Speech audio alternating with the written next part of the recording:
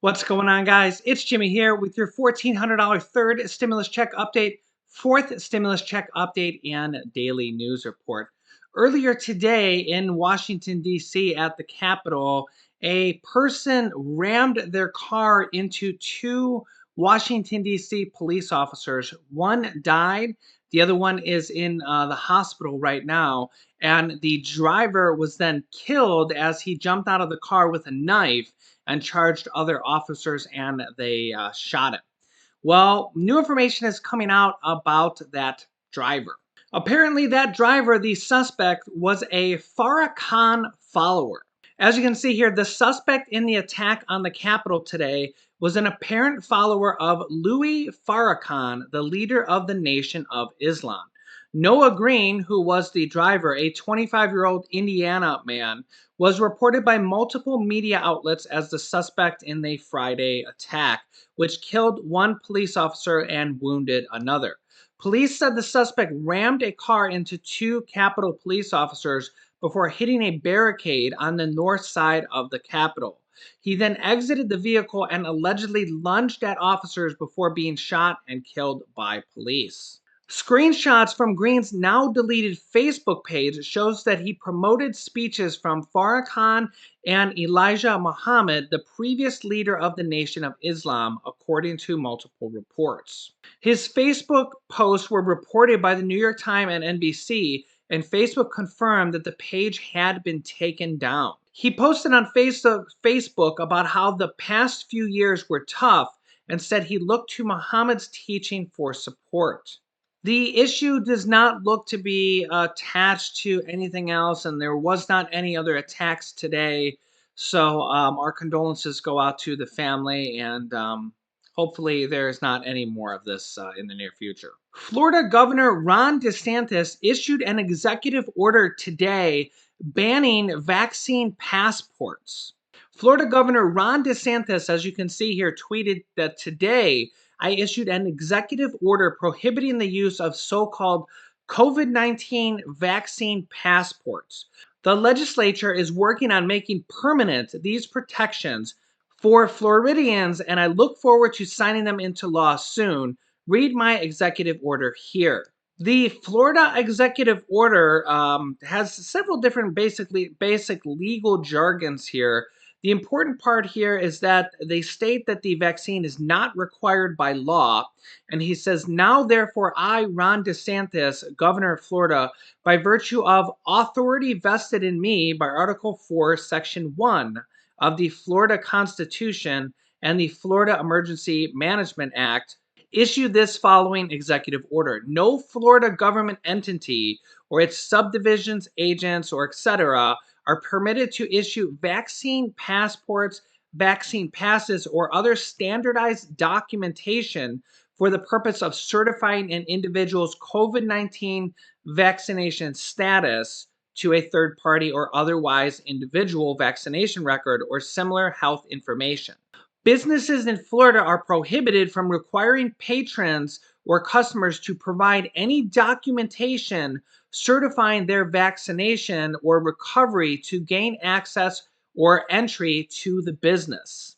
So basically, the Florida governor is the first governor to do this to prevent basically a vaccine passport is a relatively newer term because, well, this is starting to be a thing where they're forcing you to show a vaccine card that you've been vaccinated to enter a business or enter a facility. We just this week, the College of Rutgers University became the first college in the United States to require a vaccine for all students that are going to be taking physical classes at the university. This won't count for people taking basically Zoom classes. But as you can see here, Rutgers University will require all students to be vaccinated before arriving on campus in the fall. Rutgers University will require the COVID-19 vaccine for students who are enrolled for the fall 2021 semester. Quote, we are committed to health and safety for all members of our community, and adding COVID-19 vaccinations to our student immunization requirements will help provide a safer and more robust college experience for our students, said Rutgers president Jonathan Holloway. Now, this is the first college to do this. The Florida governor is basically doing the opposite of this, making it so it is not required, and an executive order to basically say that you can't require this in the state of Florida to have to show a vaccine passport or vaccine identification, basically that you got vaccinated for any business in Florida. It'll be interesting to see if colleges are able to do this. Colleges, well, really one college so far. I expect more will follow now that Rutgers has started this trend. I just have a feeling this is going to happen. As you may know, all 50 states require vaccinations for other types of vaccines for all school children, unless you get certain exemptions or religious exemptions. Here is a list of vaccines that are required for daycare, preschool, and high school, kindergarten through 9 in most or all 50 states. Some states differ with which vaccines are required, but a list of these: diphtheria, tetanus, hepatitis B, measles, mumps, and rubella, polio, and the chickenpox vaccine.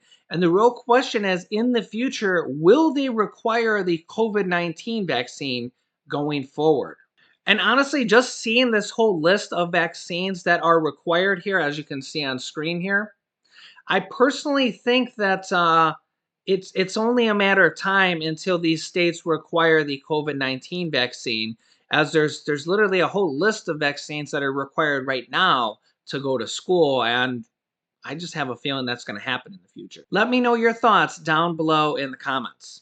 President Biden is being pressed by around 100 different Democratic lawmakers from the Senate and the House to include a fourth stimulus check in the next stimulus package, the infrastructure package, which has been partially unveiled. The first portion of the physical infrastructure has already been unveiled this week by President Biden. Representative AOC is one of those Democrats pushing to include a stimulus check in the next package. And she also says that the infrastructure package is not nearly enough for what is needed for America's infrastructure going forward. Joe Biden said for COVID relief, he wanted $1.9 trillion. Everybody assumed that would get whittled way down and some much smaller package would ultimately pass. It didn't. It did get cut down a little bit, but not that much. It was basically a $1.9 trillion plan. Sounds to me, from what I hear you saying tonight, that on this one, what may happen is that President Biden may say, listen, today in Pittsburgh, I want $2.25 trillion over 8 years. But when it lands in the House, you and your colleagues may say $2.25 trillion is a starting point, but this needs to be a bigger bill. This needs to get larger before the Senate even gets a look at it. Is it fair to expect that that may be the way this goes? Absolutely. If we could wave a magic wand and the progressives in the House were able to name any number and get it through, which obviously isn't the case, but if we're looking at ideals and what we think is the actual investment that can create tens of millions of good union jobs in this country, that can shore up our healthcare, our infrastructure, our housing, and doing it in a way that draws down our carbon emissions to help us get in line with the IPCC standards, we're talking about realistically $10 trillion over 10 years. And I know that may be an eye-popping figure for some people, but we need to understand that we are in a devastating economic moment. Millions of people in the United States are unemployed. We have a truly crippled healthcare system and a planetary crisis on our hands, and we're the wealthiest nation in the history of the world. So we can do 10 trillion. That is a thing of political imagination. However, even when you break it up into those two parts, what's important to remember is that this actually isn't just a progressive versus a moderate issue. You have some of the most conservative members of the Democratic caucus, like Joe Manchin, that have even signaled support for a $4 trillion infrastructure plan, which is double in the numbers. Senator Joe Manchin has signaled support for the infrastructure package and actually agreed with President Biden that they should raise taxes on corporations to help pay for the infrastructure package. The current proposal is from President Biden is to raise the corporate tax rate from 21% to 28% and include a minimum tax of 15% so that corporations like Amazon, who made $11.2 billion and didn't pay any federal tax at all in 2018, would have to pay at least a 15% minimum tax to the government so they pay their fair share. Republican Minority Leader Mitch McConnell has already signaled that there will likely be no Republican votes on this, meaning that not any Republicans will likely vote for this package, just like the same happened to the third stimulus check package. The third stimulus check that you likely just got, most people, I just seen a recent poll that said they polled Republicans and asked, did they know that Republicans didn't even vote for the bill? And about one third, I think it was about one third of Republicans didn't even know that no Republican votes happened for the third stimulus check. So that $1,400 stimulus check that you likely just got did not have any Republicans vote for it at all. And Democrats passed that bill completely on their own. And that is likely how the next bill is going to be also, as Republican Minority Leader Mitch McConnell has already signaled that not a single Republican will vote for the next infrastructure package. Even though infrastructure is normally a thing Republicans would go for, they're really just sticking with what I'm calling the Republican blockade to not vote for any bills that come out of the Democratic Party at all. A viewer did point out that the Democrats did do this to President Bush Jr. in the past. So it is fair to note that the Democrats have done this to Republicans before. Republicans did this to President Obama when he first came in his first term. So it is has happened from both sides, the Democrat and Republicans. I always like to be fair to both sides. But it is likely that the Democrats are going to pass this next infrastructure bill without any Republican votes at all. So really, Democrats can put whatever they want in there. And we have about 100 Democrats pushing for not just one stimulus check, but for monthly recurring stimulus checks to be in the next package. I will keep you up to date on that as new information comes out. Today, in our earlier videos, we had thousands of comments from you guys saying that your $1,400 third stimulus check deposit, the fourth wave, the wave that Social Security is on, that thousands of you guys literally had your deposit come earlier. The IRS made a statement that they were going to start the direct deposits today, which they did. But as I said earlier, that some banks may release this money early. The actual official date from the IRS is supposed to clear on April 7th, which is 5 days from now. And it was your lucky day for some people because a lot of people, a lot of banks actually cleared the money today as soon as the IRS sent it out. The banks that I'm seeing down below from you guys in the comments that cleared the money, the $1,400 per person stimulus check or stimulus deposit today was Chime Bank, NetSpend, MetaBank, Cash App, Green Dot, and H&R Block and TurboTax users. So if you are one of those users, you're likely got your $1,400 stimulus check today if you're part of this direct deposit wave.